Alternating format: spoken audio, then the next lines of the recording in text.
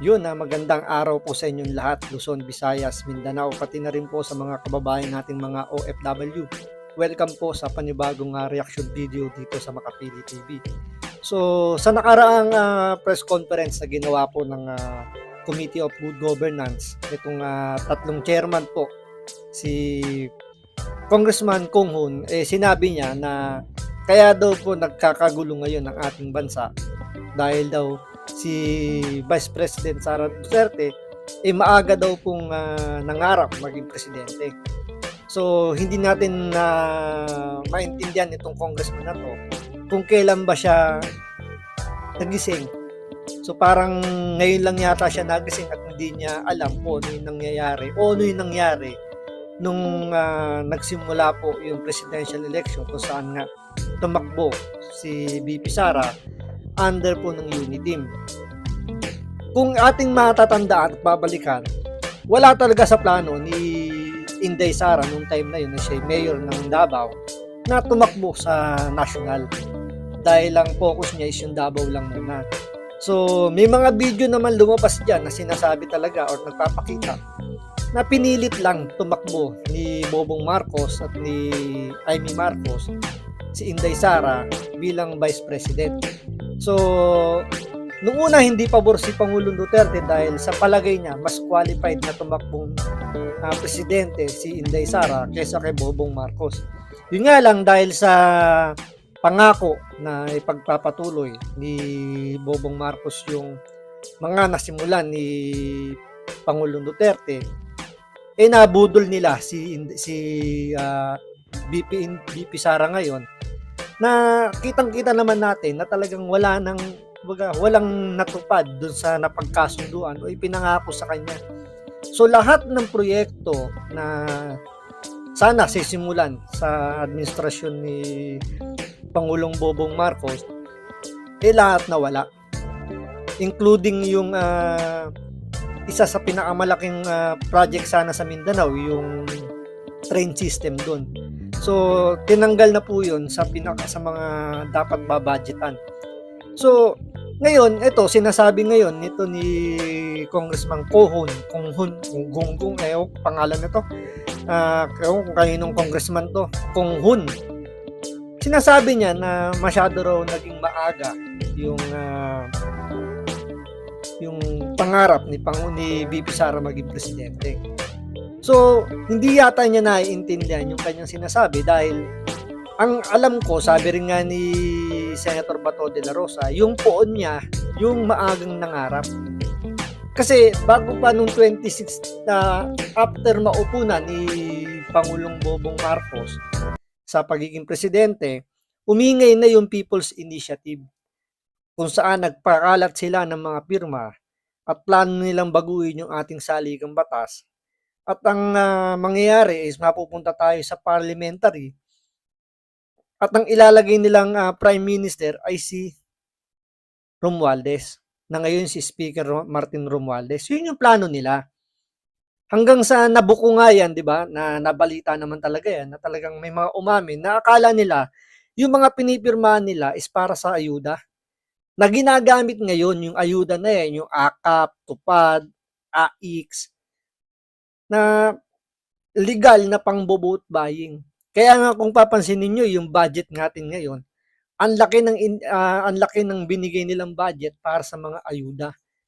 At ang nangungunang namimigay ay si Speaker Romualdez. At pinagmamalaki pa yan ng kanyang mga tagasunod na galing daw kay Martin Romualdez, kung di daw dahil kay Martin Romualdez, hindi makakatanggap ng ayuda ang ating mga kababayan. So, kaya nga sinasabi dito na maaga raw nangarap si VP Sara. So tinabla yun ni Senator Bato de la Rosa. Kasi ang sinasabi ni Senator Bato de la Rosa, ang maagang nangarap ay si Martin Romualdez. Kasi nga, yun nga sa People's Initiative.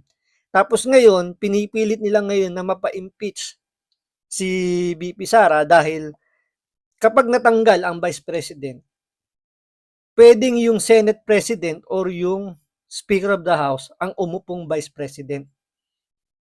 So sino ngayon yung nangangarap na maupo sa mas mamataas na posisyon?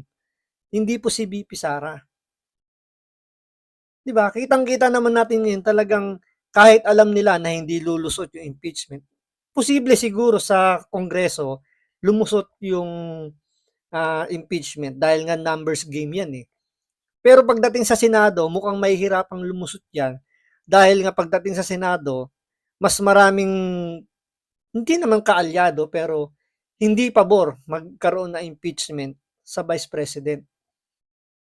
Eto, panoorin po natin itong naging statement ni Representative Konghun Gunggong, hindi ko lang kung anong pronunciation nito, pero kung kanino man itong congressman, ito po yung ibinoto ninyo at halatang-halatang sumisipsip talaga ng todo at mukhang wala po siya sa wisyo nang binitawan niya itong statement na to. So ito, panoorin po natin, pero syempre, bago ang lahat, kung hindi ka pa nakasubscribe sa Makapili TV, baka naman pwedeng pakipindot po muna yung subscribe button at the same time, palike na rin po ng video, wala naman pong bayad dyan, kaya pindot na. So ito, panoorin po natin itong statement ni Representative Konghun na sinasabi niyang maaga raw nangarap itong si VP Sara.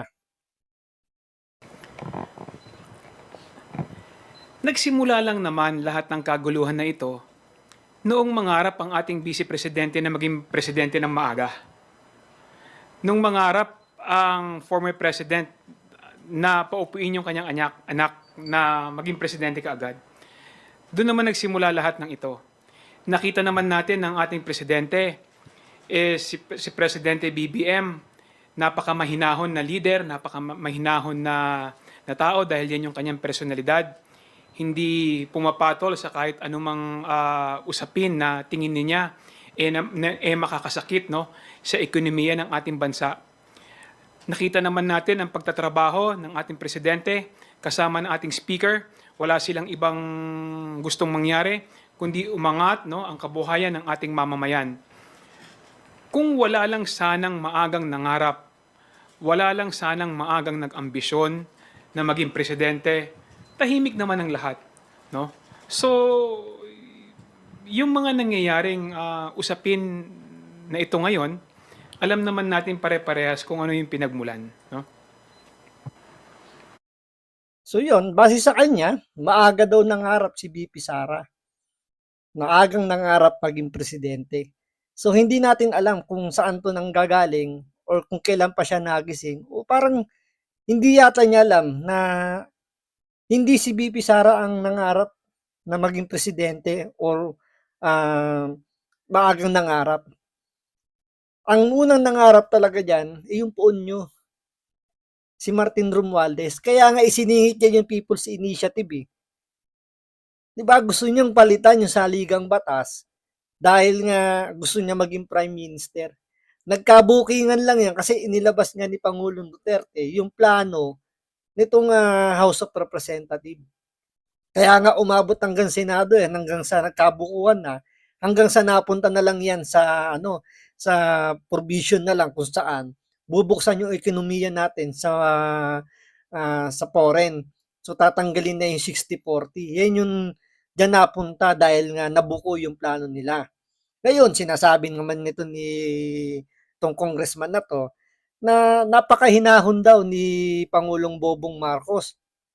Hindi siya mahinahon. Talagang mahinang, kumbaga sabi nga ni Pangulong Duterte, weak leader yan. Wala talagang alam at sabi nga ni VP Sara, hindi nga marunong magpresidente yan. Kaya hindi yan nagsasalita dahil wala siyang alam. Nag-aantay lang siya ng mga sasabihin ng mga nakapaligid sa kanya. Kaya nga nagiging bulong-bulungan nga dyan, parang lumalabas para siyang yung nangyari kay Cory Aquino. Puppet lang yang si Bobong Marcos. May nagko-control sa kanya kung anong gagawin niya. It's either si First Lady o tong si Martin Romualdez ang nagko-control sa kanya.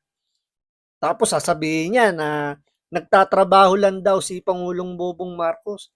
Kaya pala, first day pa lang ng pag-upo niya bilang presidente, yun, nagtrabaho na kagad, nanood ng F1 racing.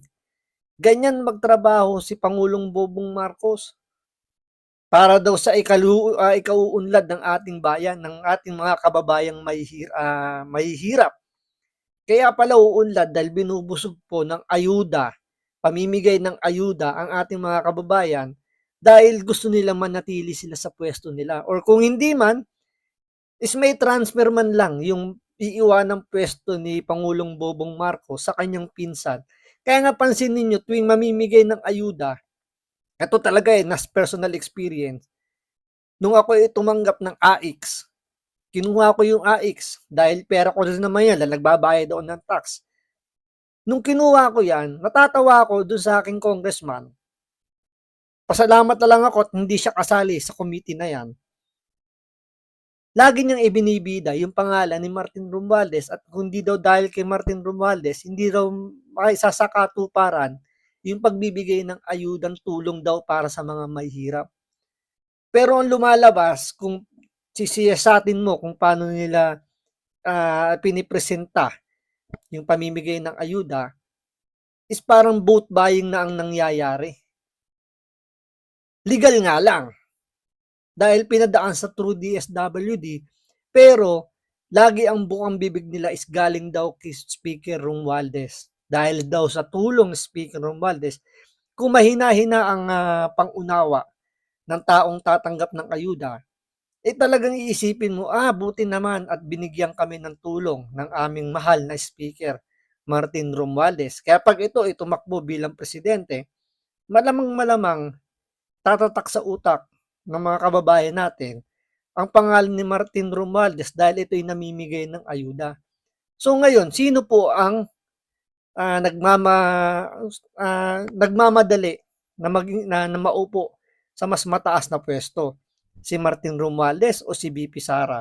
So kung kanino man pong congressman itong taong to, itong congressman na to, sabay mag-isip-isip kayo kung pananatilihin nyo o ilalagay nyo ulit sa kanyang pwesto itong congressman na to. Sabagay, kayo naman na makikisama dyan. Bahala po kayo. So maraming salamat sa panonood. Ingat po kayo lagi. God bless.